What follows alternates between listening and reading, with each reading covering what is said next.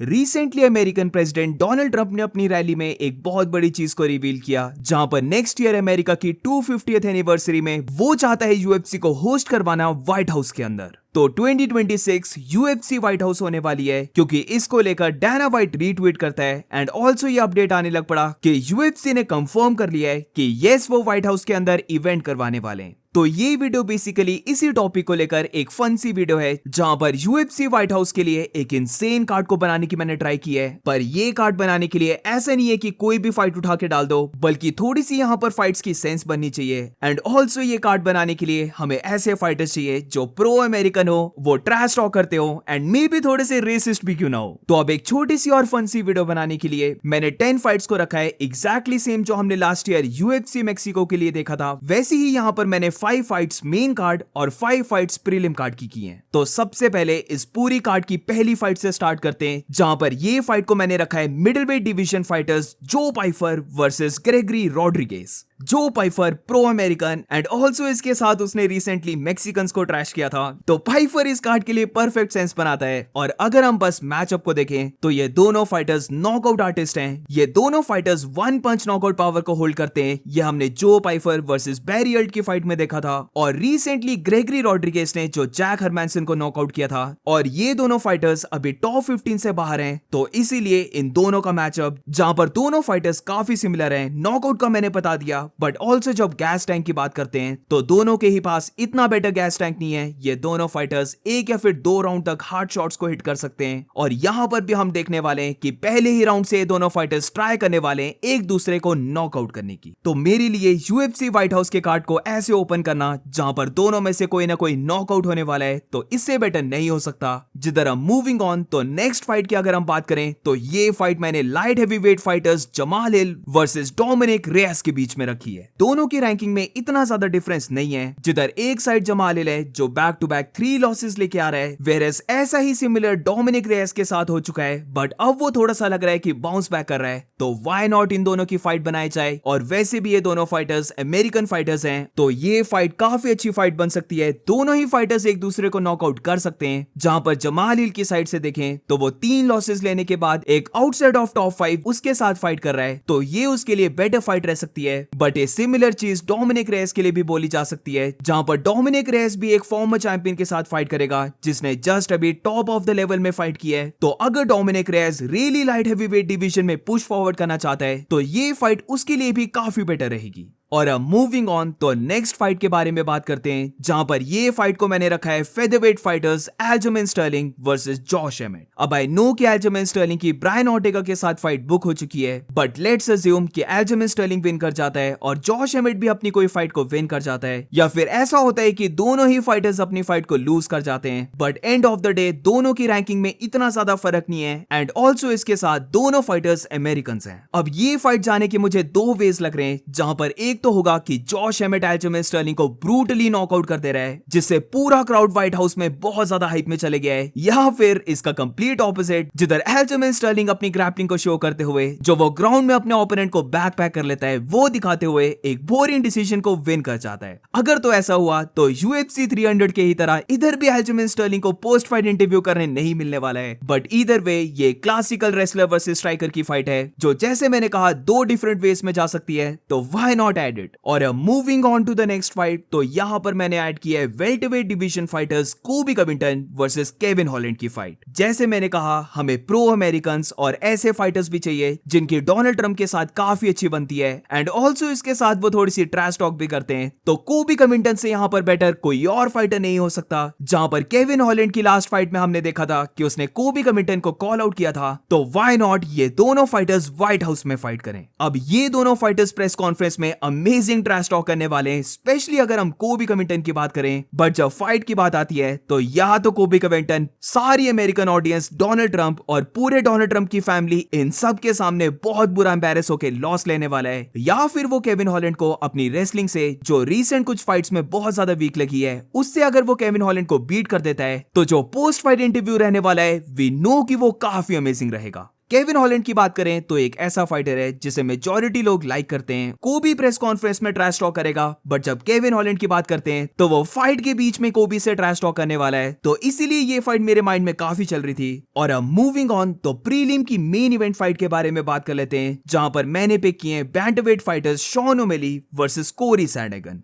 मेरा आपकी most likely next fight कोरी सैंडहैगन के साथ होने वाली है, तो लेट्स अज्यूम कि कोरी सैंडहैगन अपनी फाइट को लूज कर गया है और फिर इतने टाइम से जो फैंस फाइट को देखना चाहते थे, यानी कि शॉन ओमेली वर्सेस कोरी सैंडहैगन की फाइट, वो फाइट हमें फाइनली मिल सकती है, जिधर दोनों fighters tall slim lanky fighters हैं। दोनों ही फाइटर्स की मूवमेंट काफी अच्छी है और काफी लोग दोनों को थोड़ा सा सिमिलर फाइटर्स मानते हैं, जहां पर ये फाइट हर कोई मानता है कि बहुत ज्यादा क्लोज फाइट है। एंड यूएफसी व्हाइट हाउस में फाइट करने के लिए सबसे इंपॉर्टेंट बात कि ये दोनों अमेरिकन हैं। शॉन ओमेली को काफी यंग टीनेज अमेरिकन लाइक करते हैं, उसके पीछे एडिन रॉस है, तो ऑब्वियसली उसके पास ह्यूज फॉलोइंग है। तो ये फाइट प्रीलिम कार्ड की अगर मेन इवेंट फाइट में हो जाती है तो ये एक एब्सोल्यूट बैंगर होगी। और अब मूविंग ऑन तो मेन कार्ड के बारे में बात करते हैं, जहां पर UFC white house main card को ओपन करने वाली फाइट को मैंने रखा है, जहां पर ये फाइट दो लेजेंड्स के बीच में है। दोनों ही लेजेंड्स अपने यूएफसी में कम बैक करेंगे, यानी कि नेट डियाज वर्सेस हॉरे मास्विडाल रीमैच। इन दोनों की जो पहली फाइट थी, वी नो कि वो डॉक्टर स्टॉपेज था और वहां पर बेशक हॉरे मास्विडाल डोमिनेट कर रहा था नेट डियाज को, बट जैसे कि हमें पता है कि नेट डियाज के प्राइम राउंड्स ही रहते हैं 4th और 5th राउंड, तो इसीलिए दोनों फाइटर्स फिर से चाहते हैं कि वो फाइट करें। एंड ऑल्सो इसके साथ दोनों ने बॉक्सिंग फाइट भी की थी और वहां पर नेट डियाज ने विन किया था। तो कॉम्बैट स्पोर्ट की जब बात आती है तो लेट्स अज्यूम कि दोनों फाइटर्स 1-1 है, तो ये फाइट एक डिसाइडिंग फैक्टर रह सकती है दोनों के बीच में। अब वैसे तो दोनों फाइटर्स वेल्टरवेट फाइटर्स हैं, बट दोनों ही फाइटर्स अब थोड़े से ओल्ड हो चुके हैं। दोनों के लिए ही 170 पाउंड्स को वेट कट करना बहुत मुश्किल रह सकता है, तो हु केयर्स, इन दोनों के बीच में एक कैच वेट कर सकते हैं 180 पाउंड्स का, या फिर नॉर्मली मिडिल वेट की फाइट बना सकते हैं 185 पाउंड्स की।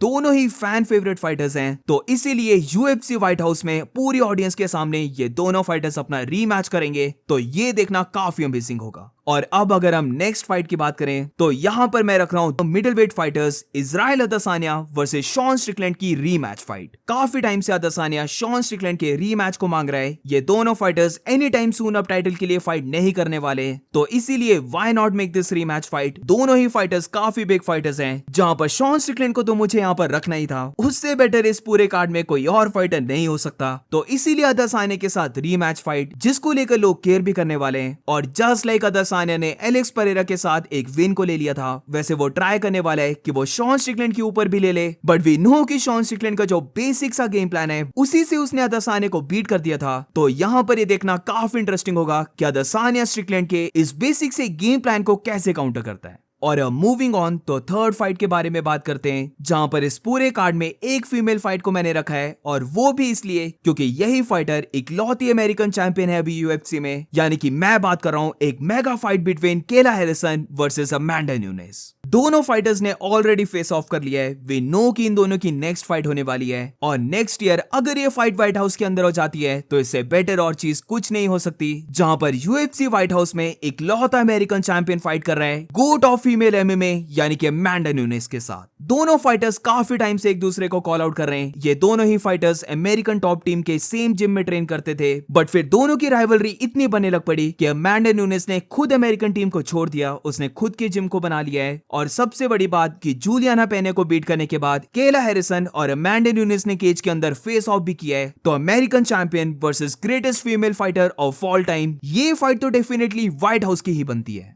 और मूविंग ऑन तो को मेन इवेंट के बारे में बात करते हैं। अब यहां पर कुछ लोग थोड़े से शॉक होंगे कि क्यों मैंने इस फाइट को मेन इवेंट नहीं बल्कि को मेन इवेंट रखा है, जहां पर मैं बात कर रहा हूं farmer double champion the notorious Conor McGregor versus Michael Chandler के बारे में। बहुत ही ज्यादा क्रेजी फाइट, और अगर ये नेक्स्ट ईयर होती है तो 3-4 सालों से ये फाइट इन द मेकिंग चली है, जहां पर अगर कॉनर मैग्रेगर अपने एक्ट्स को सुधार लेता है, पूरा फोकस करके एक प्रॉपर सा ट्रेनिंग कैंप कर लेता है, तो I am telling you guys UFC white house में हम कॉनर का रिटर्न देखने वाले हैं। जैसे ही डोनाल्ड ट्रंप ने स्टेटमेंट को दिया था कि व्हाइट हाउस में यूएफसी का इवेंट होस्ट करवाना है, तो उसी के कुछ टाइम के बाद कॉनर ने मल्टीपल ट्वीट्स किए थे, और इसी के साथ उसने डैना व्हाइट से भी बात कर ली थी। तो फॉर श्योर कॉनर बहुत ज्यादा इंटरेस्टेड रहने वाला है कि वो व्हाइट हाउस में फाइट करे। अब पता नहीं तुमने नोटिस किया कि नहीं, बट मुझे ऐसा लग रहा है कि अगर ये फाइट कोई नॉर्मल पेपर व्यू कार्ड में हो जाती है तो इस फाइट की इतनी ज्यादा हाइप नहीं रहने वाली है, क्योंकि अब Michael Chandler back to back losses को ही लेता आ रहा है। तो सिंगल हैंडेडली पूरा जो इवेंट होगा चलेगा वो कॉनर के बेसिस पे चलेगा, तो ये चीज मैं नहीं चाहता हूं। बल्कि अगर हम ये फाइट व्हाइट हाउस में रख देते हैं तो एकदम से ये फाइट एक बहुत बड़ी और एक काफी क्रेजी फाइट बन जाती है, जहां पर ऑलरेडी इस कार्ड की काफी हाइप है। और अगर कॉनर यहां पर फाइट करता है तो ये कार्ड ऑटोमेटिकली तुम बोल सकते हो top 3 highest pay per view ever का कार्ड बनने वाला है। Who knows, मे बी ये कार्ड नंबर 1 कार्ड भी बन जाए, जहां पर क्योंकि कॉनर व्हाइट हाउस में फाइट कर रहा है, जो खुद में एक बहुत बड़ा कार्ड है, और इसके ऊपर से मेन इवेंट नहीं बल्कि को मेन इवेंट में फाइट कर रहा है, तो पॉसिबिलिटी तो डेफिनेटली है कि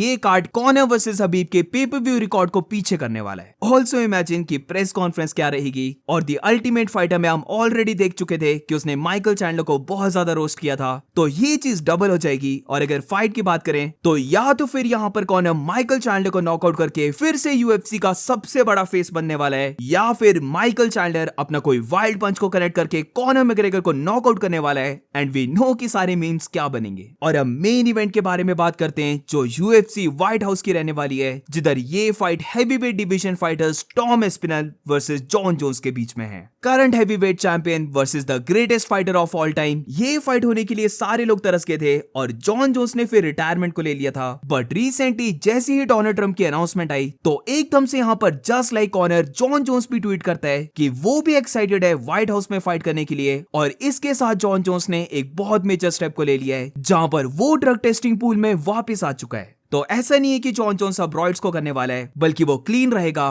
और इससे समवट थोड़ी सी होप मिलती है कि फाइनली जो फाइट हर कोई देखना चाहता था, यानी कि Tom Aspinall versus Jon Jones की फाइट। अब ये चीज मुझे कभी भी नहीं लगी है कि जॉन जोन्स ने सच में रिटायरमेंट ले ली है, बल्कि समवट मुझे फील आती है कि जैसे ही टॉम एस्पिनल बीट हुआ, एकदम से जॉन जोन्स अपना रिटर्न अनाउंस करने वाला है और मे बी एक फाइट करके वो प्रॉपर फेयरवेल लेने वाला है। बट ऑब्वियसली अगर टॉम एस्पिनल चैंपियन बना रहा तो ये रिटर्न हमें नॉर्मल कार्ड में नहीं देखने को मिलने वाला है। और इसीलिए मेरी ओपिनियन में बस ये व्हाइट हाउस वाला कार्ड ही रह सकता है, जहां पर फॉर श्योर जॉन जोन्स इस कार्ड में रहना चाहेगा। और बेशक इसके लिए उसे बहुत बड़ा रिस्क क्यों ना लेना पड़ जाए, जहां पर इतने टाइम से जो वो फाइट को अवॉइड कर रहा था, वो फाइट को वो फाइनली कर ले। और सिर्फ ये चीज तभी हो सकती है अगर यूएफसी व्हाइट हाउस में अपने इवेंट को होस्ट करवा रही है। मुझे नहीं लगता कि और कितना बड़ा कार्ड तुम बना लोगे जिससे अगर टॉम एस्पिनल जब तक चैंपियन है तो जॉन जोन्स वापस आने का देखेगा। तो यूएफसी व्हाइट हाउस का ही इवेंट ऐसा रह सकता है जहां पर जॉन जोन्स अपना कमबैक कर रहा है। और वैसे भी अगर तुम कॉनर को मेन इवेंट में रख रहे हो तो बस इकलौता जॉन जोन्स ही फाइटर है, जिसको लेकर मुझे लगता है कि कॉनर भी अंडरस्टैंड करेगा कि वो मेन इवेंट में। ऑल्सो अगर हम फाइट की बात करें तो या तो फिर यहाँ पर जॉन जोन्स टॉम एस्पिनल को बीट करके फिर से हैवीवेट का चैंपियन बनने वाला है। बट सबसे इंपॉर्टेंट यहाँ पर चैंपियन बनना नहीं होगा, बल्कि पूरे वर्ल्ड को ये याद दिलाना होगा कि क्यों वो greatest fighter of all time है। बट दूसरी साइड जैसे कि हमें पता है कि जॉन जोन्स यहाँ पर रिस्क लेगा, वो ऑब्वियसली थोड़ा सा ओल्ड साइड में जा चुका है। तो टॉम एस्पिनल जैसा फाइटर जो आज तक पहले राउंड के बाद गया ही नहीं है, तो वो यहाँ पर जॉन जोन्स को नॉकआउट करके सबको ये बताने वाला है कि न्यू एरा स्टार्ट हो चुका है और गोट इज डेड।